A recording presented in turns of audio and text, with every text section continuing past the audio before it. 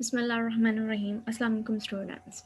Hopefully you all are safe and sound at your home and happily enjoy your time, summer vacations. But study is also a main important part of your life. आज हम लोग chapter third start किया था हम लोगों ने कल hopefully I think yes chapter third हम लोगों ने स्टार्ट किया था। तो आज हम लोग चैप्टर थर्ड में उसका second lecture but actually second lecture नहीं है, second part of first lecture, second part of first lecture. तो फर्स्ट लेक्चर में हम लोगों ने क्या पढ़ा था? फर्स्ट लेक्चर में हम लोग डिस्कस कर रहे थे पीरियोडिक टेबल के बारे में कि पीरियोडिक टेबल की बिगनिंग कैसे हुई और किस तरीके से पीरियोडिक टेबल को डिवाइड किया गया था दो पार्ट्स में, ग्रुप में और पीरियड्स में। तो फर्स्ट साइंटिस्ट जो थे वो डुबिनर थे। उन्होंने जब पीरियोडिक टेबल को फिल करने की कोशिश की थी तो उन्होंने क्या किया था कि बहुत सारे एलिमेंट्स को लेने की बजाय उन्होंने तीन तीन एलिमेंट्स के ग्रुप बनाए और उन तीन तीन एलिमेंट्स को उनके एवरेज मैसेस के बिना पर अरेंज करने की कोशिश की थी। बट बदकिस्मती से वो इसमें ज़्यादा सक्सेसफुल नहीं हो पाए, तो उनकी ये थ्योरी कुछ ज़्यादा देर तक नहीं चल पाई थी। तो उनके बाद सेकंड साइंटिस्ट आए थे न्यूलैंड ऑक्टिव्स। न्यूलैंड साइंटिस्ट का नेम है और ऑक्टिव जो है इन्होंने जो ला दिया था, पीरियोडिक ला दिया था, उसी के अकॉर्डिंगली इनके नेम में ऐड कर दिया गया। वो कैसे, वो अभी हमें थोड़ी देर में पता चलेगा।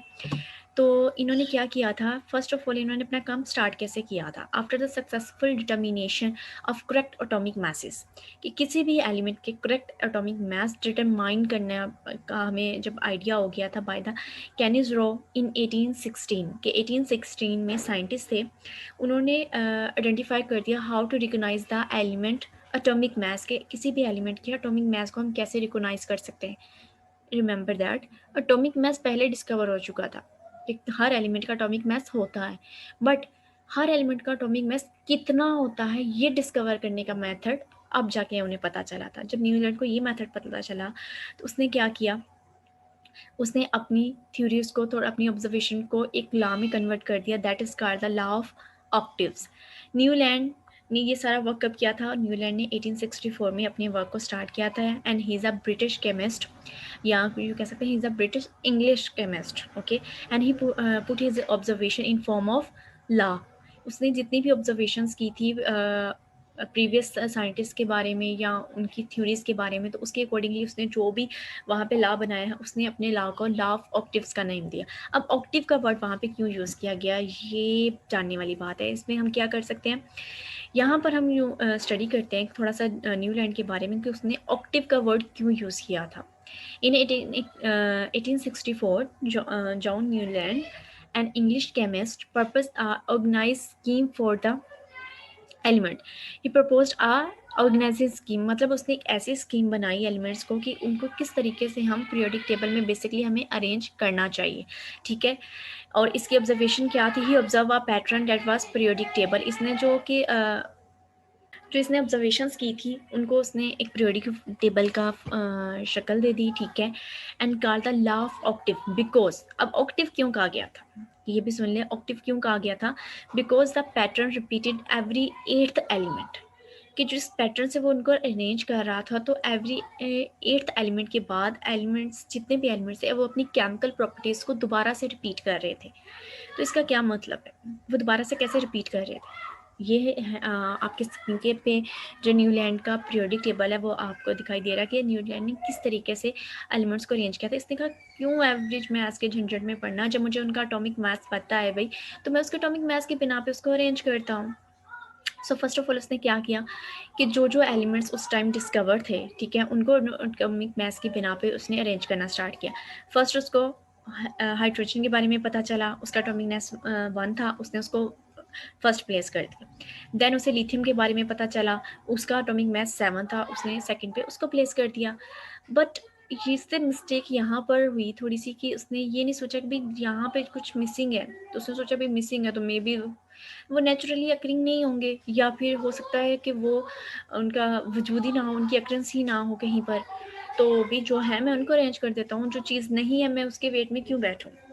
तो उसने जिस तरीके से भी उसने according to atomic mass increase कर दिया, बट अगर एटॉमिक मास के बिना पे भी वो वहाँ पे अरेंज कर रहा था तो वहाँ पे कुछ इनरेगुलरिटी आ रही थी, लाइक 1 के बाद डायरेक्ट 7 तो नहीं होता, 7 के बाद डायरेक्टली 9 तो नहीं होता, वहाँ पे कुछ मिसिंग होता है। बट उस टाइम उसके जो समझ में आ रहा था, जो एलिमेंट उसके पास प्रेजेंट थे, उसने according to their atomic mass उनको अरेंज करना शुरू कर दिया। और 8 एलिमेंट्स को उसने अरेंज किया इन हॉरिजेंटल रोज में, लेफ्ट टू राइट पीरियड में। फर्स्ट पीरियड उसने जो हॉरिजेंटल रो बनाई उसमें उसने सिर्फ 8 एलिमेंट्स को रखा, और फिर उसने नोट किया कि जब इन 8 एलिमेंट्स के बाद वो नाइन्थ वाले एलिमेंट मतलब सेकंड रो को स्टार्ट करता है, तो ये वाले नाइन्थ एलिमेंट की प्रॉपर्टीज फर्स्ट वाले से सिमिलर है। मतलब फ्लोरीन की केमिकल प्रॉपर्टी हाइड्रोजन से कुछ मिलती जुलती हो रही थी। हाइड्रोजन और फ्लोरीन अपनी प्रॉपर्टीज में कुछ कम्बिनेशंस शो कर रहे थे। तो यहाँ पर इस वजह से उसने इसे ऑक्टिव लॉ का नेम दे दिया कि हर 8वां एलिमेंट जो है कंप्लीट होने के बाद 9th वन अपनी प्रॉपर्टी फर्स्ट वाले के साथ सिमिलर शो करता है। ठीक है, इसी के साथ इनको अरेंज करने का ये 8 एलिमेंट का आइडिया उसके माइंड में कहाँ से आया? ये 8 एलिमेंट को अरेंज करने का आइडिया उसको अपने म्यूजिकल नोट्स के साथ आया था। उसने क्या किया था कि पीरियोडिक टेबल के एटॉमिक मासेस जो थे उनको अपने जो है म्यूजिकल नोट्स उनके साथ कंपेयर करने की कोशिश की। उसने ये तो नोट कर लिया था कि जितने भी एलिमेंट है वो अपनी केमिकल प्रॉपर्टीज़ को रिपीट करते हैं अगर मैं उनको एटॉमिक मास की बिना पर अरेंज कर रहा हूँ। एटॉमिक मास की बिना पर अरेंज क्यों किया था? यहाँ पर मैं इस लाइन फर्स्ट लाइन को पढ़ती हूँ, होपफुली आपको माइंड में आ जाएगा कि ये कौन सा म्यूजिकल नोट है। सा रे गा मा, याद आया? ये एक रिदम है और इस रिदम के 8 वर्ड्स होते हैं, और इन्हीं 8 वर्ड्स के अकॉर्डिंगली उसने क्या किया था कि अपने प्रोडिक्ट टेबल को शेप दी थी कि जिस तरह इनके 8 वर्ड्स होते हैं मैं भी 8 एलिमेंट्स को एक लाइन में रखूंगा भाई। 8 एलिमेंट कंप्लीट करने के बाद मैं सेकंड रो शुरू कर लूँगा। और जैसे ही उसने सेकंड रो शुरू की तो उसने देखा कि सेकंड रो का जो एलिमेंट है वो फर्स्ट वाले से अपनी केमिकल प्रॉपर्टीज़ को वो रिपीट कर रहा है, and he compare with his musical notes. So यहाँ पर म्यूजिकल नोट्स के उसको थोड़ी सी हेल्प आउट करती थी उसके वर्क को थोड़ा एक्सप्लेन करने के लिए, थोड़ा इन्हेंस करने के लिए विद एन एग्जाम्पल। बट यहाँ पर भी इसके कुछ ड्रॉबैक्स हैं। न्यूलैंड भी कुछ ज़्यादा सक्सेसफुल नहीं हो चुका। Because of that, his work could not get much recognition as no space. Reason क्या थी? उसने कोई स्पेस नहीं छोड़ी थी for was left it undiscovered element, कि जो एलिमेंट उस टाइम तक डिस्कवर नहीं हुए थे उसने उनके लिए कोई स्पेस नहीं छोड़ी।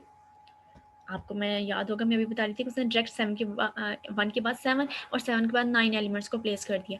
तो भाई उनके बीच वाले जो एलिमेंट्स थे उनके एटॉमिक मासेस किधर हैं? 1 के बाद मस्ट बी 2 3 4 5 होंगे, बट उसने क्या किया था कि उसने उनकी जगह नहीं छोड़ी। उसने डायरेक्ट 1 के बाद 7 को प्लेस कर दिया, बीच वाले एलिमेंट्स की जगह नहीं छोड़ी। Secondly, the noble gases were also not known at that time, कि नोबल गैसेज उस टाइम तक डिस्कवर ही नहीं थी। तो इस वजह से उसके पीरियोडिक टेबल में नोबल गैसेज जो हैं उन बेचारे की जगह ही नहीं थी। ये 2 ड्रॉबैक्स थे। फर्स्ट क्या है? They have no space for undiscover elements, के अनडिस्कवर एलिमेंट के लिए उसके पीरियोडिक टेबल में कोई स्पेस नहीं थी। Secondly, at that time noble gases was not known at that time, not discover at that time. So इनके बाद भी डिस्कवरी, इसका मतलब है पीरियोडिक टेबल की जारी थी। न्यूलैंड के बाद जो साइंटिस्ट आए थे वो थे मिडलीव।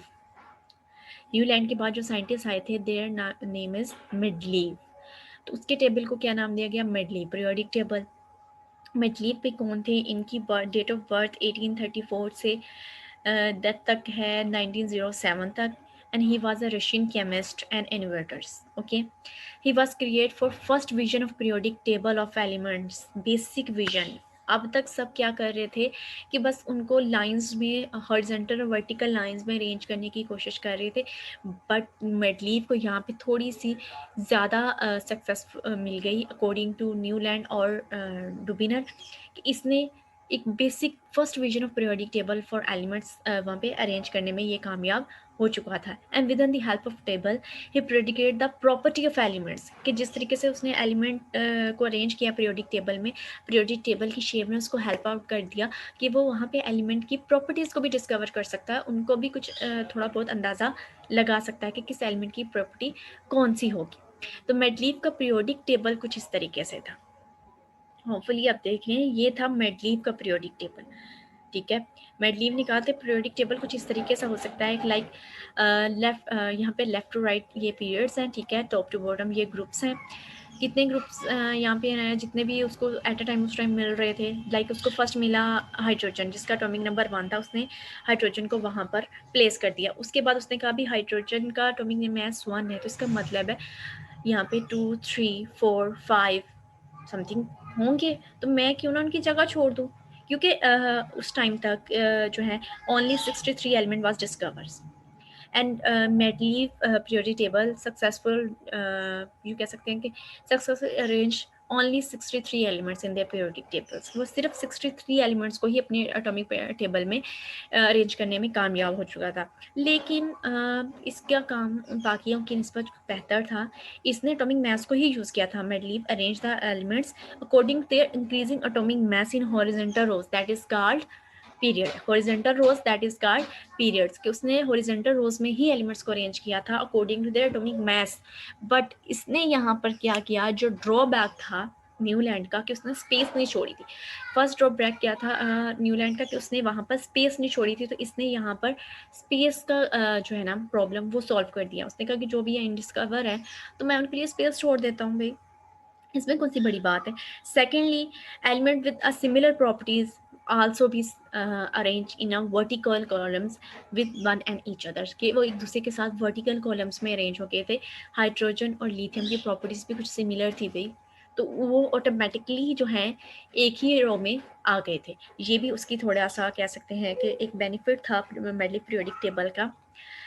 तो भी मेडलीव पीरियोडिक टेबल क्या कह रहा है, भी केमिस्ट था, रशियन केमिस्ट था मेडलीव, और इसने ओनली 63 एलिमेंट्स को अरेंज किया था according to their atomic masses, and so the element with the similar properties were in a same vertical problem sorry columns. तो इसका रीज़न क्या हुआ कि जितने भी एलिमेंट की सिमिलर प्रॉपर्टीज थी वो वर्टिकल कॉलम्स में आ रहे थे, and this arrangement of element is called periodic table. भाई इस अरेंजमेंट को नाम दे दिया गया पीरियोडिक टेबल। अब जाके जो फर्स्ट में पीरियोडिक टेबल उन्होंने सोचा था मेडलीव ने, अब उसका विजन हमें दिया, ठीक है। उसने इतनी अटेम्प्ट होने के बाद, अटेम्प्ट्स को कंप्लीट करने के बाद, इतना सब वर्क किया, उस वर्क के बाद जब एलिमेंट्स को अरेंज किया गया जिस टेबल में, दिस टेबल्स का पीरियोडिक टेबल। अब मेडलीव के पीरियोडिक टेबल की डेफिनेशन अगर आ जाए, अगर कोई हमें पूछे कि what is the Mendeleev periodic table, तो इसको डिफाइन कैसे करेंगे। The property of the elements are periodic function of their atomic masses। So ये थी मेडलीव की पीरियोडिक टेबल की बेसिक डेफिनेशन, कि उसने अपने पीरियोडिक टेबल में एलिमेंट्स को उनकी प्रॉपर्टीज़ की बिना पे, उनके एटॉमिक मास की बिना पर अरेंज किया। काफ़ी सक्सेसफुल रहा, बट अगेन मेडलीव के भी पीरियोडिक टेबल के कुछ डीमेरिट्स थे।